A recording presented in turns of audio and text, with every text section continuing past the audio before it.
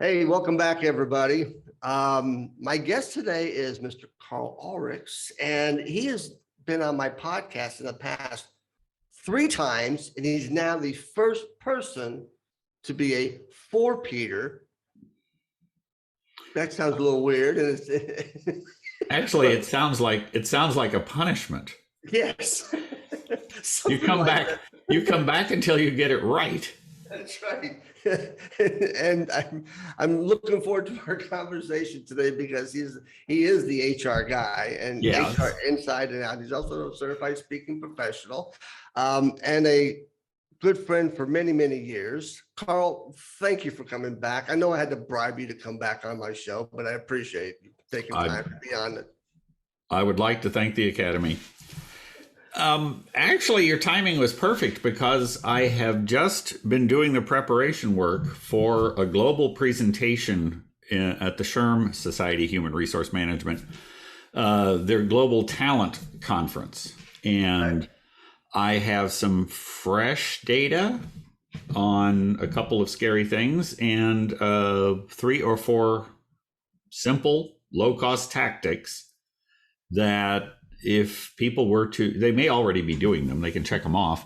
But if you're not, this is a way to resignation proof your organization. I don't care how large you are. There's a couple simple things. If you do, you won't lose as many of your high performing people in the next year. Well, then this ought to be interesting then. So fill me in with your fresh data and what you've uncovered. And prior to starting, we said that you're going to talk about fighting the Great Resignation on a low budget. There you go. Perfect. Yeah. And this came actually, the origins of my interest came from a standing in line at a coffee shop and eavesdropping on the ex-employee right in front of me, ex-employee not of the coffee shop, but of some organization that they had just resigned from. And they were talking about this with their friend who was commiserating about the resignation. No, they didn't have any new place to go. They just had to leave. They were confident in this job market that they could find a new place to go. And so I'm listening to this, trying to parse what triggered the resignation. Was it their behavior? Was it the job fit that they didn't feel any passion for what they were doing? No. And it wasn't the money. It wasn't the money. It was because they didn't feel that their boss listened to them or cared about them. They were disconnected because their boss didn't check in with them. And part of that's Zoom fatigue, but also it was clear that this person was a high performer. It was clear that this person was a good one, was one of the good employees. And so the first point I want to make is that it's human nature. For the purposes of our brief conversation, I'm going to assume everybody listening has some supervisory duties, that you supervise somebody. Asterisk, if you are in a relationship with somebody, everything I say applies. Because, well, you'll understand. Anyway, in general, if we look at a department, let's say we've got 20 people in the department, because I can do the math on that. Yeah, Peter's a CPA. I am not. So 20 people in the department. You'll have, if you do a standard distribution curve, and imagine me drawing a distribution curve in the air, you've got 14 people who work hard, don't hurt you, show up every day. You've got 3 people that are low performers who are struggling with their role or something. You've got 3 people who are high performers, and if you could get a basket of them you'd be in heaven, because they're hitting the ball out of the park on a daily basis. And they don't require much from management to do it. Okay. You're the boss. Where do you spend your time? Peter, you're the boss. Where do you spend your time? Well, I should spend my time with the high performers. Not micromanaging them, but staying in contact with them. But I'm probably spending most of my time with, of that 14, those who might be on the side of the low performers are going in that direction and working with the low performers versus right. In general, when I present this to a room full of operations people or CEOs, etc., nobody says high performers. And I bust them on that and ask them why. And they respond with, Peter, what would you're a CEO. I've asked you, why aren't you spending time with your high performers? You already said they don't need my time. They don't need my time. They're high performers. They don't need me micromanaging them. Right. However, they do need the contact. Well, funny you should mention that. Okay, I've got a piece of paper here and a pen. Okay. Peter, what motivates high performers? Go. The work, the challenge. The challenge. Yeah. Recognition. Recognition. Keep going. Money is somewhere involved in that, but it's okay, not cash. It's not one of the main motivators. Right. A high quality peer group. Yeah. Stretch assignments. Yeah, I agree with that. Okay, here's what happens. What motivates high performers only comes from a quality relationship with the boss they respect. And that only comes from intentional conversation where the boss appears to listen to them. Do that. Yeah. Okay, stop for a second. Karl, you've been on 3 times. Yes. The second one was storm clouds and things out in the future, whatever. Right. And that was back in 2017. Mm-hmm. We were having almost the exact same conversation. People aren't getting it. Okay, I've got a new technique though. Here's something I didn't have then. Here's something people can do. I got this from the best boss I ever had. I mean, everybody has a boss that they would work for less money. Absolutely. Okay, here's how to be that boss. I wish you could have been there. My best boss ever always had, and for visual graphics, I'm holding up a folded piece of paper that is an Excel spreadsheet. And my boss always had this single sheet of Excel tucked into his jacket pocket or his coat pocket, and he would fuss with it during the day. And I called him on it, said, "What's that?" And he said, "This is why I'm the CEO." He had his intentional communications list printed fresh every Monday morning. And during the week, it reminded him, he had 4 columns, person's name, how did they prefer to communicate? Third, that was the second column. Third column was what were they interested in outside of work? And the 4th column was a checkoff spot that he got them. And by intentionally making sure by Friday he had touched everybody on the list, especially the high performers, everybody felt listened to. And that simple action meant, I mean, in the 10 years I worked for him, we never lost anybody he didn't want to lose. Because in his brief conversations, he had one key question he would ask. He'd make good eye contact. And by the way, this works great on teenagers. He would make good eye contact and he would ask, "Is there anything I should know?" It works good on 22-year-olds too. Yeah, it does. But it's not the money. Money is a very small part of why employees quit. Asterisk. The further you get down the economic food chain, the more important money is. Mm-hmm. But the way to get a raise these days is to change where you work, because internally people have not done their compensation analysis and realized that they're underpaying a whole department. And people in that department are going to get a raise by going across the street. So seek out a compensation expert. In fact, Peter, I have someone you could talk to and make them a part of your podcast. Okay.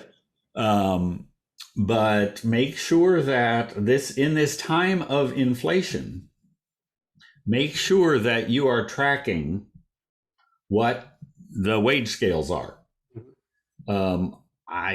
Peter, have you seen signs out front of a pizza joint offering money for drivers? Yes. What dollar sign popped out at you? I saw one that was $1,000. Is that like a signing bonus? Yes. I haven't seen that, but I've seen like $15, $18 an hour. No, I saw $1,000 signing bonus at national. Well, it probably caused that at a national firm. But really it's not, money is a component here, but the big point I wanted to make was that relationships are critical. And if let's talk this whole extrovert introvert thing for a moment, who makes a better modern manager, an extrovert or an introvert, and why? So I think where everybody would position this question would be an extrovert. And of course that's wrong because I'm asking it. That's right.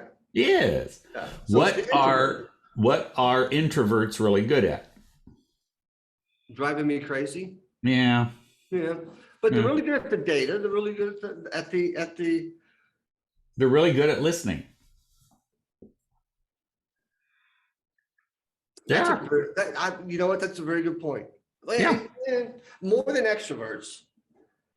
If I can teach an introvert to get out of their office and walk around and appear to be interested in other people, right? Operative term, appear, yeah. They will become a much more powerful leader. If I can get an extrovert to pipe down, right, and engage in active listening so the other person talks more, they will become a better leader. So we need somebody with both skills. But there's another thing that has emerged during COVID. This is new. There is a hunger for empathy. Yes, there is. Where the leader shows their team that they're invested in them as people, not just employees. I know. On the surface level, empathy is similar just to listening. But it goes beyond attention. And it means being willing to say, I feel your pain, without being judged or called out. Why? Well, could that be actually when I feel your pain? But I guess sometimes people might think that as empathy, but it might be more sympathy. Oh, interesting. Because I've always been taught, or this is the definition of empathy, it's not putting yourself in somebody else's shoes, but putting yourself to understand what that person feels in their shoes. Wow. So if I feel your pain, yeah, that it depends on, have you actually experienced that, or are you just sympathizing with them? That's a good point. I hadn't thought of that. But what you have to be careful about, and this is where I'm an extrovert, I would then pivot and tell the story of why I feel their pain, about when Fluffy died, or when, and that's, you can do a little bit of that, but anything more than 60 seconds of it is too much. Right. The person needs to get back to telling their story. Right. And this is where empathetic listening or sympathetic listening. Maybe that'd be a good podcast. Get somebody who's really got some good book learning in this to explain the difference between empathy and sympathy. Well, let me ask you this question along this path of empathy. Who empathizes better, men or women? Wow.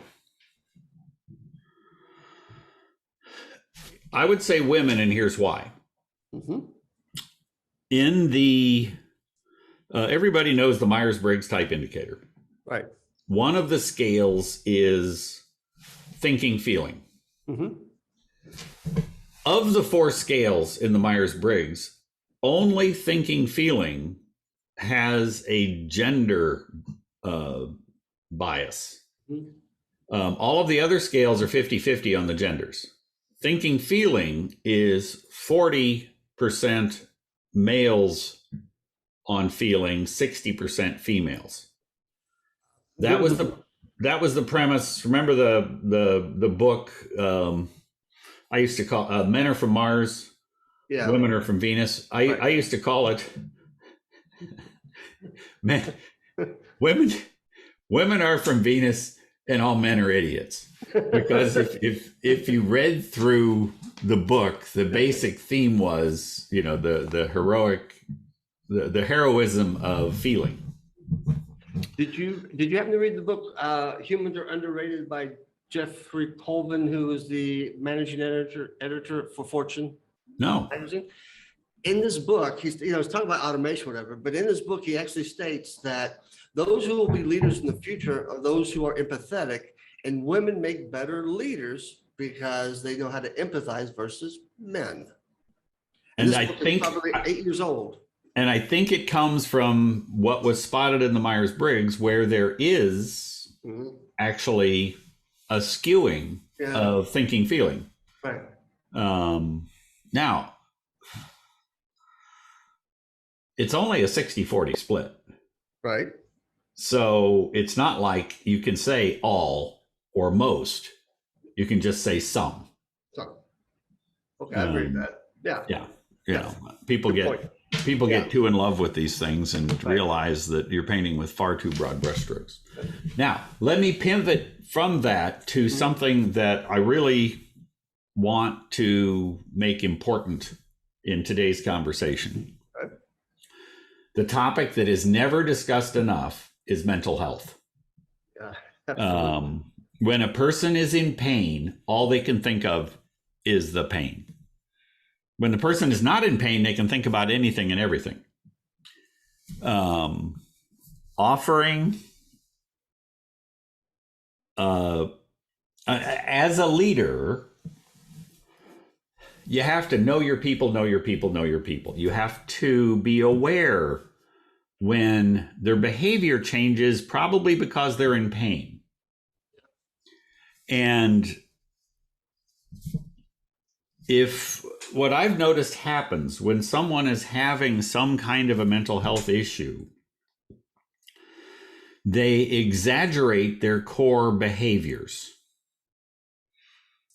They become more of what they are. Someone who is very precise and orderly becomes compulsive. Someone who is already a risk taker becomes rebellious.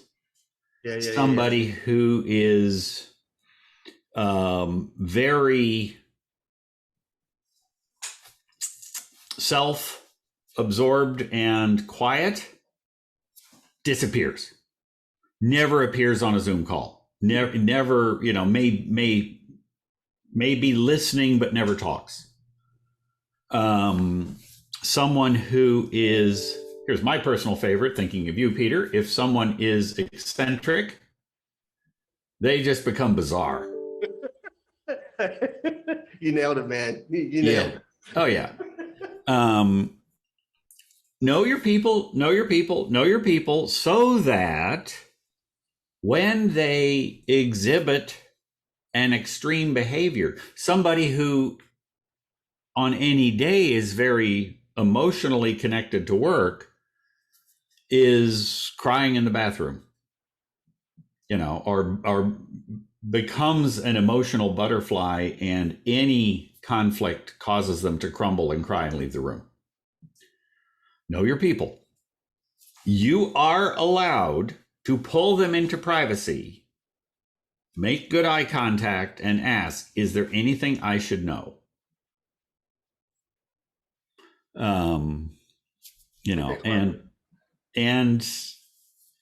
Keep your own mental reserves up. Make sure you look after your own mental health so you can be prepared for what's ahead, because you need to be tuned into the mental health of your team. Maybe today's a good day for, is there something I should know? I just lost my dog of 15 years. Wow. Why don't you take a day off and be with your family? We grew up in an era in corporate America that when we first got into the corporate world, feelings don't belong in the office. Mm-hmm. Keep your personal stuff over here. Right. Stuff over here. Well, and what happened was we blurred the line between family and office. Right. And we blurred the line between work and play. And, I could be on a ski lift answering client emails. Right.